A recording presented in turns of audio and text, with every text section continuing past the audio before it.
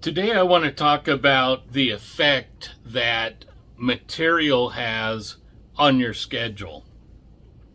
But before we get into that, I told you in my last video that I was going to give you some information on a website. I kind of misspoke. It's not a website, it's a YouTube channel. So one of my subscribers got a hold of me through email and we had a little conversation. And I decided to check him out, and he has a YouTube channel here. Some of you may be aware of it, I don't know, but it's a really good channel. I've been through some of his videos, and he teaches, a lot of field techniques, pipe bending, different knots for ropes and their application, and just a bunch of everyday skills that you need. Advanced skills that you need to be successful, or time-saving skills and things like that. So I just wanted to make you aware of that YouTube channel. It's called Holmz Law, and I'll put a link down in the description, and recommend that you take a look at it if you're interested in learning some different techniques for saving time and making your job easier and more professional. He's got a lot of information on there. It's really good. So make sure you check that out. Okay, so here's the deal with material and schedules. The biggest problem in maintaining a schedule that I see, and in my free training, I kind of give you the building blocks of putting together a schedule, and we kind of talk about that a bit. And then in my advanced class, we actually build a schedule together, a mock schedule for a project, and kind of, update it and work with it. But the biggest problem I see with schedules is if you don't maintain a good material flow, then you have to start jumping around, okay? Now, once you start jumping around, you're working in a different order than the schedule dictates, and it just creates havoc. You really have no choice. If the material isn't there to start the next task or series of tasks in the schedule, then you can't stand around, right? So you send your guys off to work on something else. We'll go work on this and go work on that. Now a little bit over there gets done. Then the material comes in and you jump back and start working on what you're supposed to work on. And pretty soon your schedule is so convoluted and frankly screwed up that now it's hard to even follow. Okay? So the only way that you can eliminate that havoc on a job site, okay, is to be very diligent about getting the right material on site. And any chaos that happens in your schedule, it's happening on your job site too. And here's the deal with that. Your workers don't like jumping around. They don't like not having the material they need. They don't like wandering the job site looking for material that doesn't exist. You give them something to do, you give them a time frame, and then you don't give them the material. They got to wander around looking for it and dig for it till they finally figure out that it doesn't even exist. Okay, and then they have to come talk to you because, I need this material and I don't have it, and what do you want me to do? And then they got to pick up their tools, they got to move to some other area, get their head wrapped around a new series of tasks and work on that for a little bit. And then all of a sudden, oh shoot, the material came in for the other task that you were supposed to be doing, so run back over there and work on that now. And now you got a bunch of loose ends all over your job site, okay?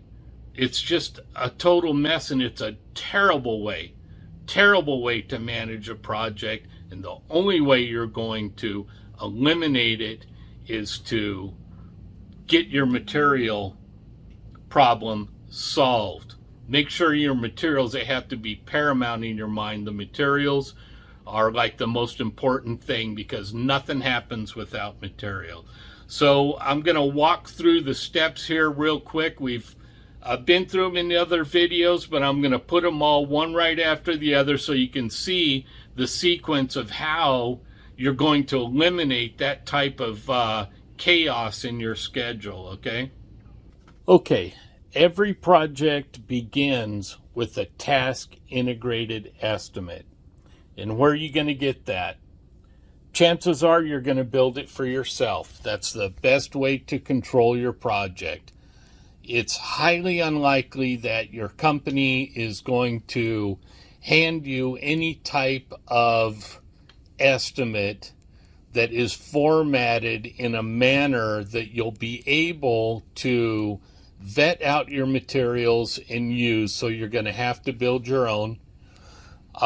You probably want to build your own because you're the person that's going to be building the project, and you can select the materials that you want and the tasks that you want so that you have total control of your project.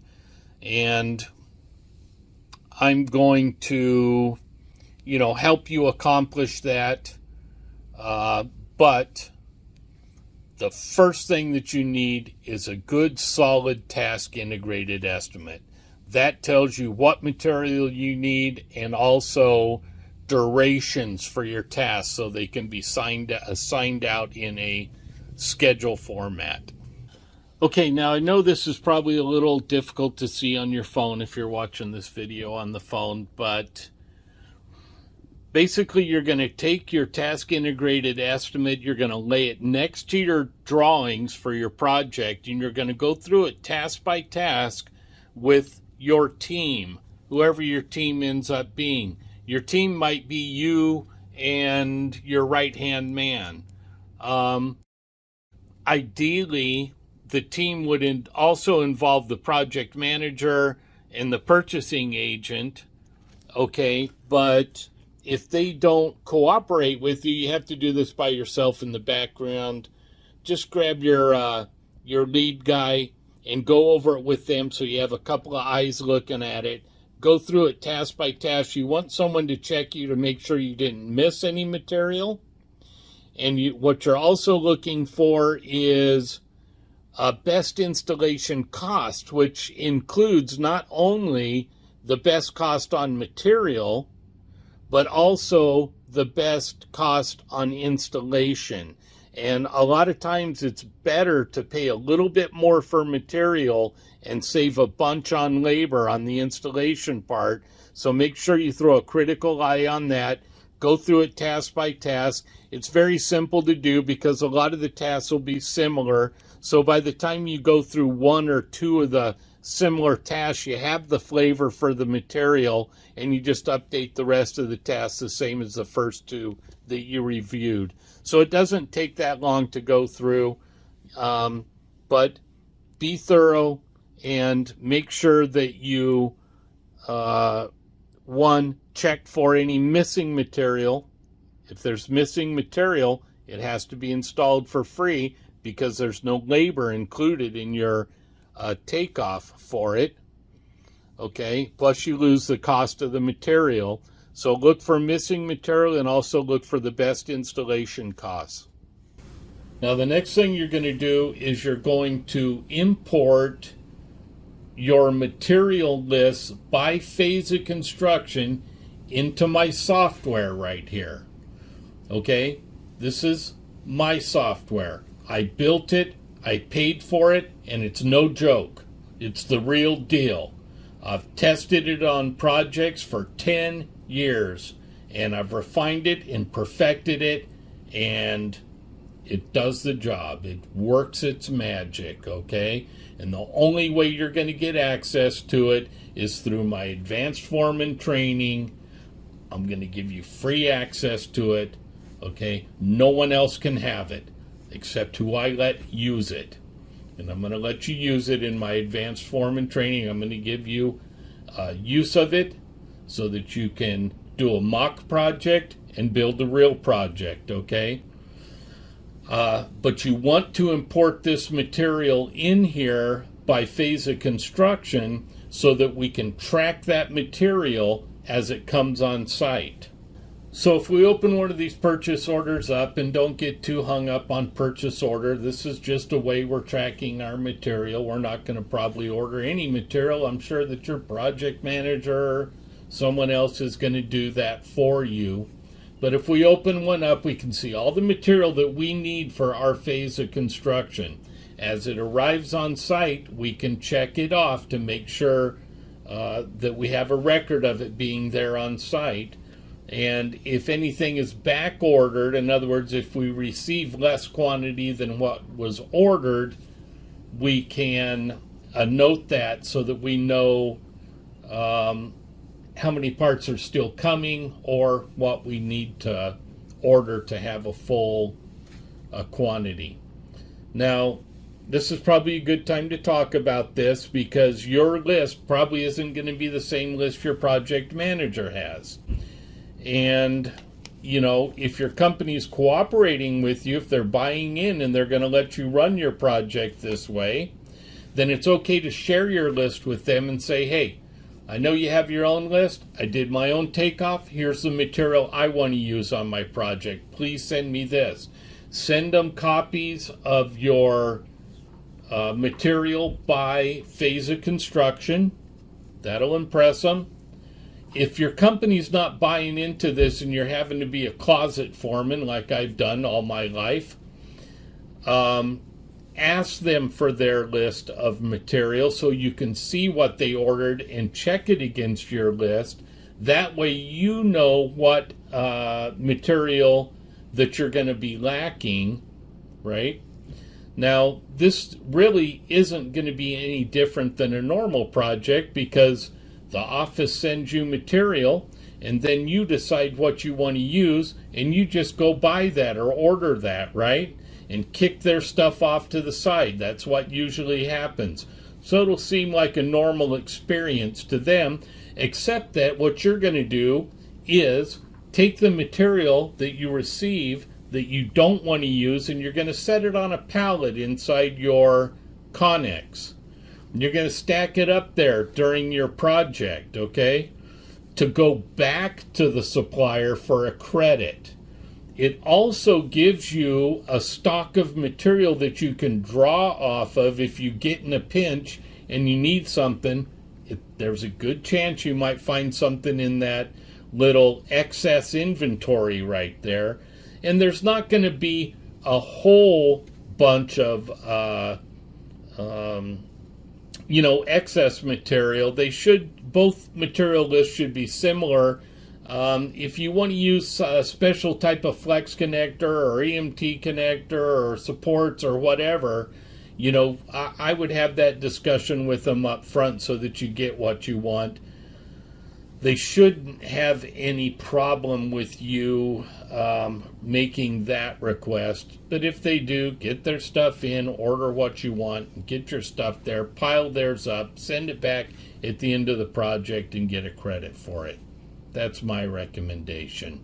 But make sure you keep track of all your materials that comes on site because you need to know if you have that material before you start any of the tasks associated with that portion of the material. Next, we're going to add our material lists to our tasks in our master schedule.